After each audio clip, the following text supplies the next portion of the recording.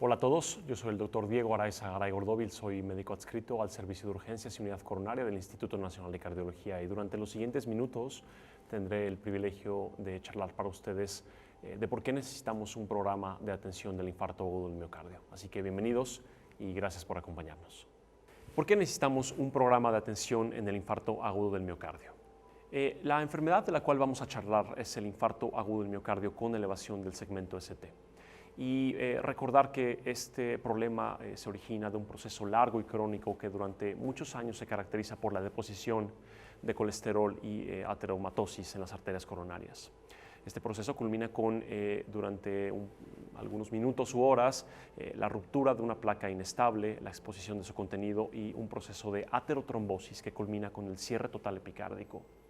Tres conceptos fundamentales en la atención de este tipo de pacientes son el dolor de pecho como síntoma cardinal, un dolor de pecho en el centro del tórax de carácter opresivo, muy intenso y de duración prolongada. El segundo concepto es el diagnóstico.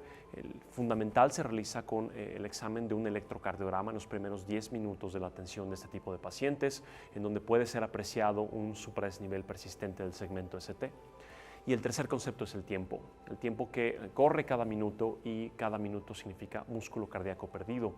Por tanto, la aterosclerosis como primera causa de infartos y de muerte, los infartos agudos que se manifiestan como dolor de pecho, la necesidad de hacer una evaluación rápida con un electrocardiograma para buscar la elevación persistente del segmento ST y el tiempo que es esencial en la atención de estos pacientes. Durante los últimos años hemos tenido grandes avances en la atención del infarto agudo del miocardio, particularmente tres pasos que caracterizan la importante mejoría en el pronóstico de este tipo de pacientes. El primer gran paso es el establecimiento de unidades coronarias.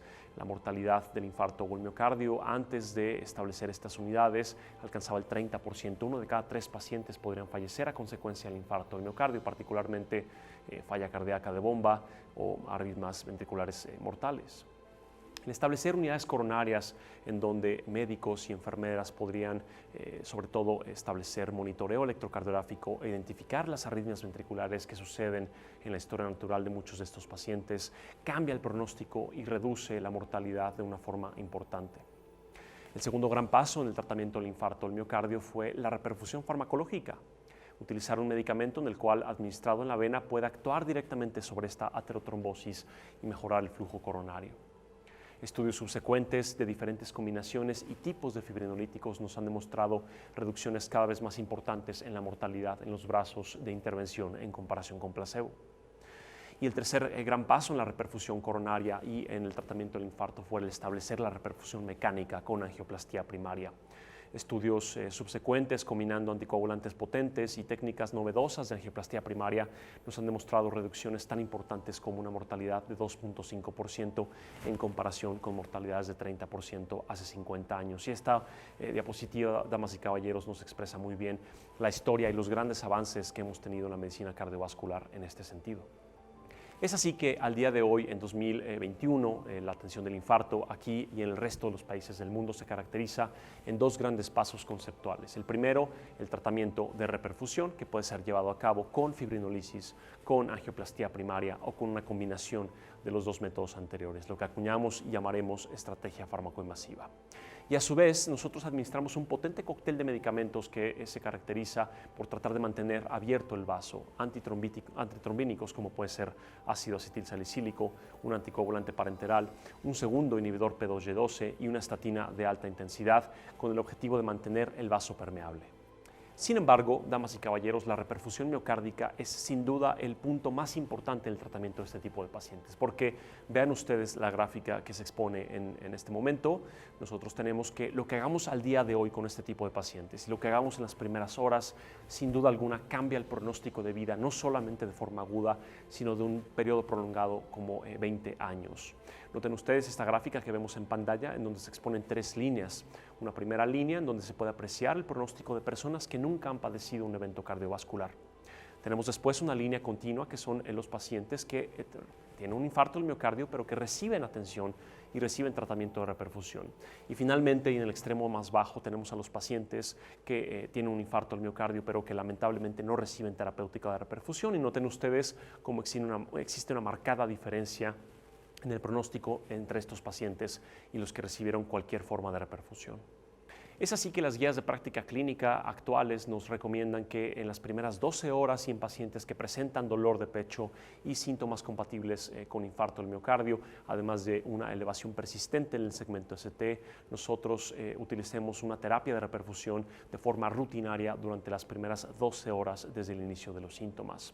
Las opciones que las guías nos marcan son el uso de fibrinólisis sistémica o angioplastía primaria, y el nivel de recomendación en el cual se basan estas guías es 1A, es decir, una gran cantidad de evidencia que se desprende de ensayos clínicos aleatorizados.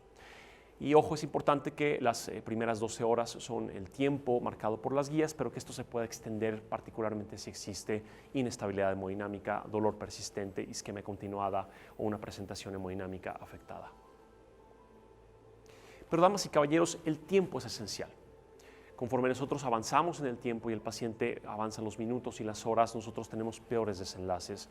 Y ustedes muy gráficamente pueden verlo representado en estos modelos animales, en donde si nosotros actuamos y reperfundimos, abrimos la arteria coronaria lo más pronto posible, 10, 30, 60 minutos, obtenemos resultados mucho mejores en cuanto a abortar el infarto del miocardio. Pero noten ustedes, conforme avanzan las horas, nosotros cada vez tenemos menos penumbra isquémica y una cicatriz de infarto mucho más grande y, por supuesto, beneficios clínicos que se pierden conforme avanza el tiempo. Y esta gráfica además lo representa bastante bien. Vean cómo el grueso del beneficio en salvamiento de la mortalidad se obtiene en los primeros minutos, en las primeras 3 horas particularmente.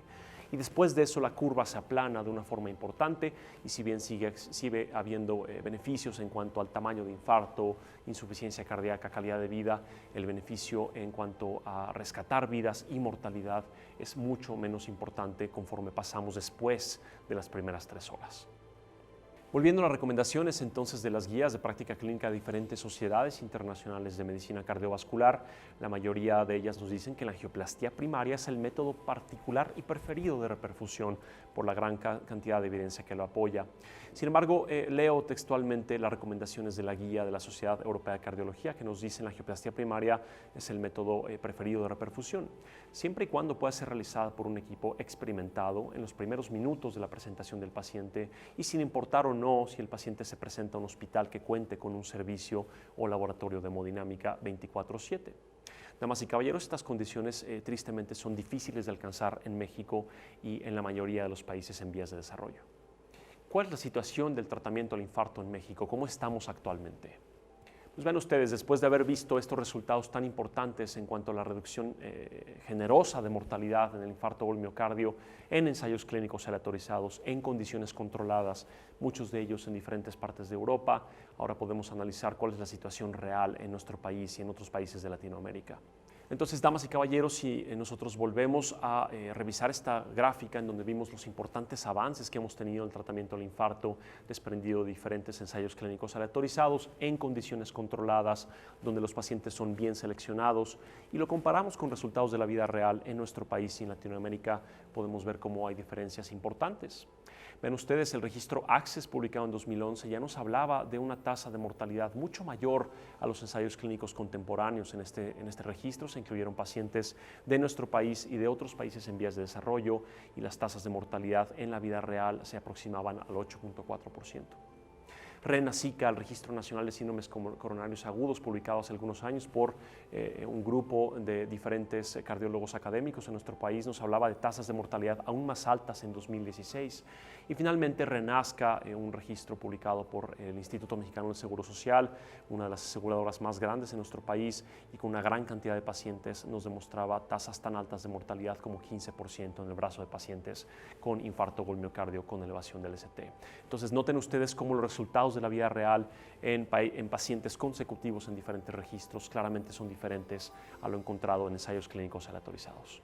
No solamente es tasas altas de mortalidad, sino también la falta de tratamiento de reperfusión. Vean ustedes lo reportado por RENASICA, prácticamente la mitad de los pacientes recibieron alguna forma de tratamiento de reperfusión y el resto no lograron recibir ni fibrinólisis ni terapia sistémica. Y dentro de los pacientes que fueron reperfundidos, la mayor parte de ellos recibieron terapéutica de reperfusión con lisis intravenosa. no solamente es la falta de reperfusión y la falta de acceso a angioplastía primaria o a lisis, sino también el acceso tardío. Este estudio, publicado por nuestro grupo hace ya un par de años, nos habla de los tiempos de retraso en el tratamiento de los pacientes con infarto. 1.500 pacientes que se presentaron finalmente dentro de la zona conurbada del Valle de México a nuestro centro de trabajo, el Instituto Nacional de Cardiología. Y nosotros tratamos de contestar a la pregunta de dónde provenía y cómo se podía clasificar el principal retraso en la atención de este tipo de pacientes. Lo que encontramos inicialmente fue que los pacientes no presentan un retraso particularmente elevado si nosotros analizamos el tiempo de primer contacto médico. Vean ustedes los resultados en estos prácticamente 1.500 pacientes que se presentaron a nuestro centro, fue que el retraso promedio alcanzaba los 138 minutos en México, en la Ciudad de México. Si nosotros comparamos con otros registros a nivel internacional, podemos ver que nuestro país no presenta un retraso sustancial. E incluso estamos muy cerca de lo reportado por registros en el Reino Unido y un poco mejor que otros registros en Asia, por ejemplo. Pero si nosotros pensamos en el retraso total en el tratamiento del infarto, ven ustedes cómo a partir del primer contacto médico, desde que el paciente ya es conocido por un médico o por un personal de la salud diagnosticado y hasta el momento en que llega a un hospital donde pueda recibir la reperfusión, el tiempo total de retraso se prolonga en cantidades que exceden prácticamente cualquier otro registro, que lo duplican inclusive. Encontramos que en este grupo de pacientes el retraso promedio alcanzaba las 10.8 horas desde el inicio de los síntomas, prácticamente duplicando cualquier otro registro de la vía real a nivel internacional. Y esto sin duda ha propiciado que la mortalidad que se espera, no tanto en ensayos clínicos ni en registros académicos prospectivos, sino en encuestas poblacionales en donde se incluyen pequeños hospitales comunitarios en regiones marginadas, inclusive a nivel nacional, lo que encontramos es que la mortalidad del infarto del miocardio en nuestro país podría ser la más alta a nivel internacional entre los miembros de la Organización para el Desarrollo Económico y la Cooperación.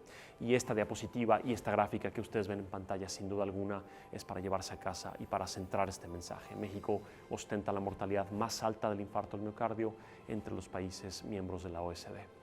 Es así que a pesar de todos los grandes avances que hemos tenido en el tratamiento del infarto y a pesar de los excelentes tasas de reperfusión en otros países y grandes avances en cuanto a terapias, anticoagulantes y angioplastía primaria, hoy en día, por lo reportado en diferentes estudios de la vida real y más allá en encuestas a nivel poblacional, particularmente este estudio de la OCDE, podemos hablar que en México el tratamiento del infarto en muchos sitios sigue siendo como en 1970. Entonces, a forma de repaso a lo recorrido en la sesión actual, podemos retomar que las causas cardiovasculares siguen siendo la primera causa de muerte en nuestro país, aun a pesar de lo sucedido durante la pandemia COVID en los últimos meses. El infarto agudo del miocardio se caracteriza por ser una trombosis total, un cierre total de una arteria coronaria epicárdica. Y en tercer lugar, el tratamiento de reperfusión es sin duda el factor pronóstico más importante en este grupo de pacientes y tenemos 12 horas para establecer lo más pronto posible una terapéutica de reperfusión. Pero damas y caballeros, en México el 47% de forma optimista no recibe terapéutica de reperfusión. El retraso promedio en la Ciudad de México asciende a hasta 10.8 horas para llegar a una de estas terapias y finalmente la mortalidad podría ser la más alta entre los miembros de la OECD. Si bien las circunstancias ya eran complejas antes de la pandemia COVID-19, ahora las circunstancias podrían ser aún peores. Y vean ustedes cómo en diferentes estudios, este estudio multinacional en el cual hemos participado, se ha observado que con la saturación de servicios de la salud en diferentes hospitales, en diferentes centros, en la primera oleada de pacientes con COVID tuvimos una importante reducción en el total de pacientes con síndromes coronarios agudos que venían a diferentes hospitales. La saturación de los servicios de salud no solamente afectó el porcentaje de pacientes que buscan activamente atención por otras causas, incluyendo las causas sensibles como el infarto del miocardio, sino que además prolongó los tiempos que ya de por sí eran largos y no únicamente los tiempos de primer contacto, sino también los tiempos de puerta balón y puerta aguja. Por tanto, las circunstancias se han vuelto aún más complejas en medio de la pandemia para la atención de otras causas fuera de COVID-19. Vean ustedes, el viaje de un paciente, si se quiere lograr la angioplastía primaria, suele ser un viaje bastante complejo, el cual puede ser conceptualmente dividido en 4 grandes pasos. El primer gran paso es el paso derivado del paciente. El paciente tiene que estar educado sobre que el dolor de pecho no es un síntoma menor. Un dolor de pecho debe hacerlo buscar ayuda, particularmente si es persistente, si dura más de 10 minutos y si es intenso. Si el paciente cuenta con la suerte de saber este dato y efectivamente buscar atención médica por un dolor de pecho, entonces tiene que estar en una región geográfica que le permita acceder a servicios de la salud. Esto se da por garantizado en muchas ciudades, pero en grandes regiones geográficas como podrían ser Chiapas, Oaxaca o algunas otras regiones de nuestro país o en países de Latinoamérica, encontramos severas dificultades para acceder a un primer contacto médico que muchas veces no será un contacto de atención cardiovascular. Si el paciente logra llegar a un contacto médico, este contacto médico debe contar con los recursos técnicos y humanos para poder hacer el diagnóstico de su infarto al miocardio. Y si es así, el paciente no podrá ser trasladado por sus propios medios o a través de transportes informales, sino que será necesaria una ambulancia para llevar a este paciente a finalmente un contacto de alta especialidad, en donde se cuente no solamente con los recursos humanos de alta formación y alta escasez en diferentes países, sino con los recursos técnicos, clínicos y paraclínicos y un sistema económico que garantice que el paciente no colapsará en una tragedia económica por los costos altos derivados de una angioplastía primaria. Así que noten ustedes la gran dificultad que representa el poder lograr un cateterismo cardíaco para este grupo de pacientes. Ahora, si estamos en un escenario en donde todas las variables son controladas y se compara la angioplastía primaria y la fibrinólisis, claramente la evidencia apoya el uso de angioplastía primaria. Pero, damas y caballeros, existen una multitud de variables que no pueden ser metidas en una base de Excel y que están presentes en la toma de decisiones diarias en los pacientes con infarto agudo del miocardio. Por ejemplo, vean ustedes cómo existen diferentes regiones en donde el acceso a un laboratorio de hemodinámica es prácticamente imposible y las distancias y los tiempos de traslado pueden exceder las horas y los cientos de kilómetros. Muchos países de primer mundo continúan utilizando fibrinólisis sistémica como una excelente terapéutica de reperfusión. Y noten ustedes esta gráfica en donde claramente se exponen los resultados en el registro FAST-MI francés. Vean 3 líneas, la línea inferior en esta gráfica nos demarca a los pacientes que no recibieron terapéutica de reperfusión y en donde claramente el pronóstico es el peor de todos. Y después tenemos 2 líneas que prácticamente se intercruzan, una de ellas que tiene una mejor sobrevida y que corresponde precisamente a la fibrinólisis sistémica. Si bien se hacen los ajustes de confusores, esto no alcanza significancia estadística. Sí parece haber una tendencia porque los franceses utilizan esta terapéutica de reperfusión en pacientes de presentación muy temprana y dentro de ambulancias, logrando recanalizar la arteria coronaria muy pronto y obteniendo resultados que tienden a ser mejores incluso que en la angioplastía primaria. Y esto parece ser derivado del tiempo. Ven ustedes en esta metaregresión en donde se incluyen una multitud de ensayos clínicos y cada círculo representa una N de diferentes pacientes, un círculo mayor representa una mayor cantidad de pacientes y se hace la comparativa con el tiempo hasta la reperfusión en base de la angioplastía primaria y lo que llamamos el retraso relativo de la angioplastía primaria. Se puede apreciar cuando cruzamos los 62 minutos de retraso relativo hacia angioplastía primaria, como tenemos una pérdida en el beneficio de esta técnica en comparación con la fibrinólisis para salvar vidas y para exceder en mortalidad. Es aquí donde surge la idea de la estrategia farmacoinvasiva, en donde podemos aprovechar la ubicuidad y el rápido acceso a la fibrinólisis para recanalizar el vaso lo más pronto posible y extender la ventana de tiempo para hacer una angiografía y posiblemente una angioplastía coronaria en un periodo de 3, 24, incluso 48 horas. Unir las 2 técnicas nos permite ventajas importantes en la vida real y en ensayos clínicos aleatorizados. El estudio pivotal de la estrategia farmacoinvasiva es el ensayo clínico STREAM, en donde prácticamente 2,000 pacientes con infarto agudo del miocardio en una gran región geográfica de Canadá fueron sometidos a una de 2 estrategias: ser trasladados a angioplastía primaria en las primeras horas o recibir fibrinólisis y una transferencia rutinaria a angioplastía en un periodo de 3 a 24 horas si se obtenía una lisis exitosa o una transferencia urgente si se obtenía una lisis fallida. El objetivo primario de este estudio fue el combinado de eventos cardiovasculares mayores a 30 días y lo que nos arrojó fue lo siguiente. En esta curva ustedes pueden apreciar claramente la tasa de eventos entre pacientes que fueron transferidos a angioplastía primaria o llevados a una estrategia fármaco-invasiva y noten ustedes cómo no se apreciaron diferencias estadísticamente significativas en el compuesto primario de eventos cardiovasculares mayores, aclarando el papel de la angioplastía primaria y de la estrategia fármaco-invasiva en un escenario de ensayo clínico aleatorizado con variables controladas. Pero además también tenemos datos que se obtienen del mundo real y ven ustedes los resultados del registro Vital Heart Response de Canadá, en donde los pacientes en la vida real en esta gran región geográfica de Canadá que fueron a estrategia farmacoinvasiva demostraron en la vida real incluso un mejor resultado en cuanto al desenlace de compuesto de eventos cardiovasculares mayores y tasas muy bajas de sangrado en comparación con angioplastia primaria. ¿Es posible que nosotros cambiemos las cosas en nuestro país? Claramente sí, y el objetivo de estar con ustedes en este curso abarca concientizar que existe una multitud de diferentes estrategias que tratan de apoyar el concepto de mejorar la atención del infarto agudo del miocardio en nuestro país.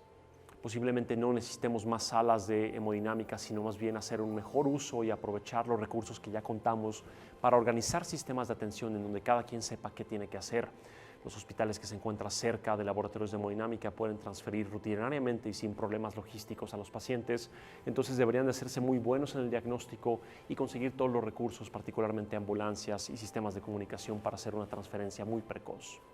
Y la gran mayoría de los pacientes que no cuentan con esta cercanía geográfica deberán entonces aprender a hacer el diagnóstico y tratamiento con lisis para después embarcar a los pacientes a estrategias farmacoinvasivas programadas. Este es el concepto de sistemas de atención del infarto. En nuestro grupo IAM México, Infarto México, nosotros queremos mejorar la atención del infarto y de forma conjunta con la Secretaría de Salud y el Instituto Nacional de Cardiología hemos promovido diferentes estrategias de educación, consultoría, investigación y educación médica a distancia para mejorar la atención y los resultados en los pacientes que tienen un infarto agudo del miocardio. En nuestra opinión, ampliar la estrategia de reperfusión a estrategia farmacoinvasiva para la mayoría de los pacientes es la forma hacia donde deberíamos de ir. Pensar en que podríamos fibrinolizar de forma muy rápida en la mayoría de los hospitales y finalmente canalizar a nuestros pacientes a centros de angioplastia primaria rutinaria es el modelo que parece ser el más funcional para nuestro país y para la mayoría de los escenarios. Y es precisamente lo que hemos tratado de hacer. Hemos adaptado en la Ciudad de México este modelo de atención en donde diferentes centros periféricos logran hacer fibrinólisis de forma muy rápida y son canalizados a centros de alto volumen en donde se puede completar la estrategia farmacoinvasiva y evaluación de alta especialidad antes de ser retornados a sus hospitales generales. Nosotros creemos que la reperfusión debería ser un derecho humano. La principal causa de muerte es el infarto agudo del miocardio y las causas cardiovasculares en nuestro país y deberíamos de poder ser capaces de garantizar que todos los pacientes reciban la mejor de las terapias sin importar su código postal, sin importar su localización o su estado socioeconómico.